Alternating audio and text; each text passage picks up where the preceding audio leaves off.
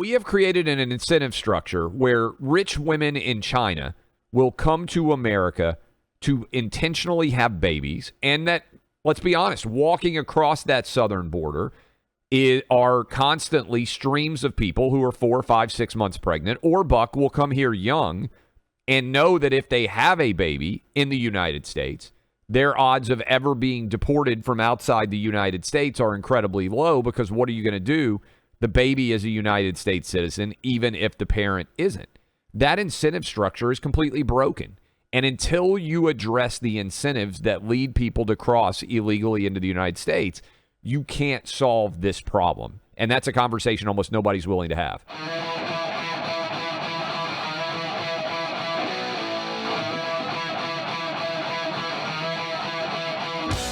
The whole nation's talking about the border. All it took was sending a few thousand illegal immigrants to Chicago, to New York City, to Washington, D.C., and now to Martha's Vineyard.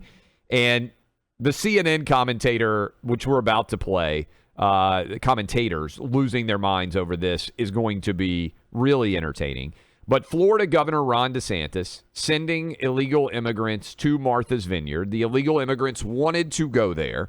It blew up yesterday afternoon, evening. It is dominating all the news cycle right now. Here's what Ron DeSantis, Florida's governor, had to say about it. And all those people in D.C. and New York were beating their chests when Trump was president, saying they were so proud to be sanctuary jurisdictions, saying how bad it was to have a secure border. The minute even a small fraction of what those border towns deal with every day is brought to their front door, they all of a sudden go berserk, and they're so upset that this is happening. And it just shows you, their virtue signaling is a fraud, okay?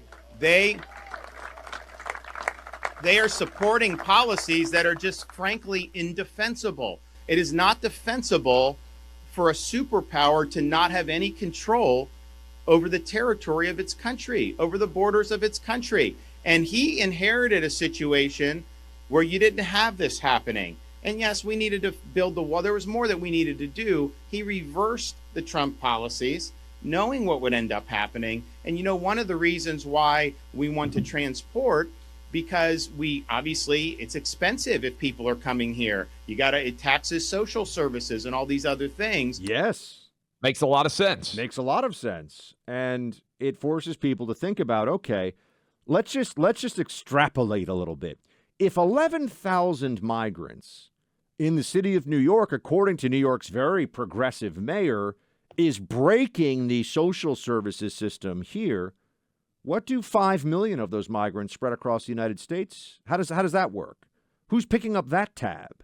How is that not an issue? And then you think about how their go-to on this, and by the way, Ann Coulter is totally right about how if the New York Times isn't calling you racist, you're losing. That's her line. If the New York Times isn't attacking you and saying you're racist, especially in the immigration issue, you have the Hispanic communities, legal Hispanic community, or Latinx, as the libs are saying. The breakfast tacos, as Joe Biden would call them. Along the border are moving Republican, and their primary issue is, hey, you guys got to shut off all the illegal immigration because what it's doing to my town, to my city. I came here legally, they say. Why is there this special class of people who gets to break the rules and get treated like they're victims of our society because they come here without permission from the government? So it's not a racial issue as much as the left wants to make it. It is a rule of law and resource issue and sovereignty issue. And we're all seeing that if 11,000 migrants in New York and 50 in Martha's Vineyard can cause such a stir when people are aware of them, what is it doing to much smaller communities with far less resources? No doubt. And also all of those southern border communities in Arizona, Texas, and beyond, while they may be very high Hispanic in nature, as you point out, they support legal immigration, not illegal immigration. And they know the power of the cartel on the other side of the border very well. The cartel, this is something that I think Republicans need to be slamming home over and over and over again. Mexican drug cartels have more control over our southern border than the United States government does. Think about that for a minute. They control who comes across the border from Mexico more than the United States government can control who comes across our border. And not only are they making billions of dollars as coyotes shepherding these illegal immigrants across the border, it is now a major part of their business. We can't stop talking about the amount of fentanyl pouring in across our southern borders, which is killing over 100,000 people a year. And many of those people dying, Buck, as you well know, teenagers, 20s, 30-year-olds, people who are still in the early parts of their life that have decades left to live. And they're dying. These drugs that are flooding across the border, and everyone has to understand, I was down at the border in 2021 and in the Rio Grande sector, watching as on the one hand, they had a boat full of migrants coming across the river. This was at night. I was there with Texas National Guard. They had, night vision goggles watching this whole thing. Boatload after boatload of illegals coming. A lot of them were women and children, families. What happens? Border Patrol, and at that time, Texas National Guard, go to them, process them. Some of the kids are, running fevers, and it becomes a humanitarian issue. And then you know what happens right down the river, about a mile or two? They just run truckload after truckload of fentanyl, and there's nobody to stop them. So when we say it's wide open, that's what we mean. There's no one to stop this stuff. That fentanyl ends up in Milwaukee, Chicago, New York, Philadelphia, Los Angeles, Phoenix, you name it. All the major cities all across the country. There was somebody, I think, Clay, who just got a life sentence. I forget what city it was in, but I saw the headline a few days ago because 10 people died from taking I think they thought they were taking Oxy or something. It was marked to look like, and I've mentioned this before, marked to look like a pharmaceutical grade, and it was cartel-made fentanyl, essentially a, quote, hot batch, killed 10 people who took it. Yeah. Overdosed. People are overdosing, not even realizing what they're taking because they can't, because the cartel is hiding it because they want to get a better street price by making it seem like it wasn't made in a vat in Tijuana, which is what's actually going on. And they're even coloring now, right? This fentanyl to make it look like candy to try to appeal to younger and younger users. I mean, look, there are a lot of parents and grandparents out there that need to be having these conversations with their kids about the availability of this drug and how absolutely devastating it is right now to our community. I mean, you're a parent, Clay. I'm not. But if I and your kids are still a bit on the younger side for this, but as soon as my kids were teenagers, given what's going on out there right now, I would tell them, look, I'm not some, Puritan, and, I drank before I was 21, and I get it. If you take any pill and you don't know what it is, it can kill you. Yeah, I'm not going to be. It's not that I'm going to be mad at you. It's not I'm worried you're going to get in trouble at school. It could literally kill you. That is the reality now of the drug trade in this country because of the wide open border that the Biden administration. Notice they say, "Oh yeah, Kamala says we have a secure border, but no one takes anything Kamala says seriously. The borders are. What are they doing, Clay, to secure the border? They never actually tell you what steps are being taken." Well, and that's what I hope the media is going to start following up with. They're actually Democrats talking about the border now. So we have, on the one hand, Ron DeSantis and others pointing out, look, we're just moving illegal migrants to places that are very, very left-wing, that say they want, and of course they're calling them asylum seekers. They're not seeking asylum. Anyway, but if they were seeking asylum, if they really believe that, well, there's even more of an impetus, come on. Give the pool house, give your guest house, your spare bedroom. I mean, come on, this should be a mobilization of Martha's Vineyard. Instead, they're not only freaking out about it, Clay, on CNN with Ken Burns, whom I know people like his Civil War documentary. But was good 30 years ago. Yeah. But Ken Burns managed to, you know what? I'm just going to let him make the comparison of moving 50 migrants to a vacation paradise and, well, somehow Nazi Germany? Watch. We woke up to the news this morning that Governor Ron DeSantis of Florida sent 2 plane loads of migrants to Martha's Vineyard off the coast of Massachusetts, including kids and whatnot. And I'm not saying this is not a one-for-one. This is not a parallel here in any way.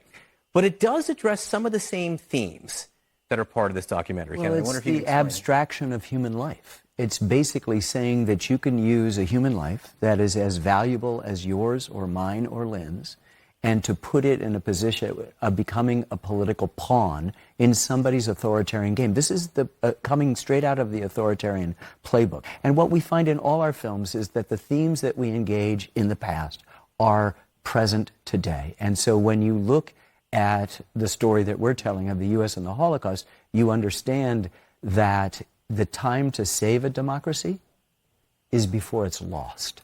We promise you. Clay, similar, I mean, just put aside all the bombast and lunacy here at the very end about saving our democracy. Similar to fly people to Martha's Vineyard and the Holocaust and Martha's Vineyard, not something that should ever be compared by any rational human being. I know we have Ann Coulter on tomorrow who's talked a lot about the border, but there needs to be, and I'm glad we're actually getting some engagement on border discussion. The first situation is to acknowledge that there is a major problem at the border, which Democrats refuse to do, yet they're acknowledging that these tiny percentage of people being sent to New York and D.C. and Chicago and Martha's Vineyard are causing problems. So you can only imagine what it would be like, as we've said, on the border itself. But the incentive structure here isn't talked about enough, Buck. We have two different types of citizenship, right? You have citizenship that occurs because you are a citizen of a country and you have a child, which is very common and exists almost everywhere in the world. And then we have citizenship that occurs when you are born in a particular land. It's blood versus, soil citizenship, basically.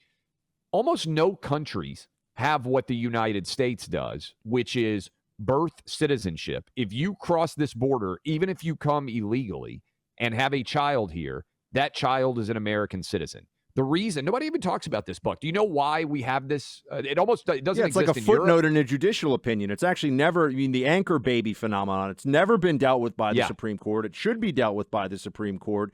And anybody who says, but no. It doesn't. Obviously, people that are born in this country to Americans are going to be American. That's the way we propagate our society. But anybody who wants to argue the other point needs to explain how it makes any sense, or even take a step further. Take a step back. Why is it a problem?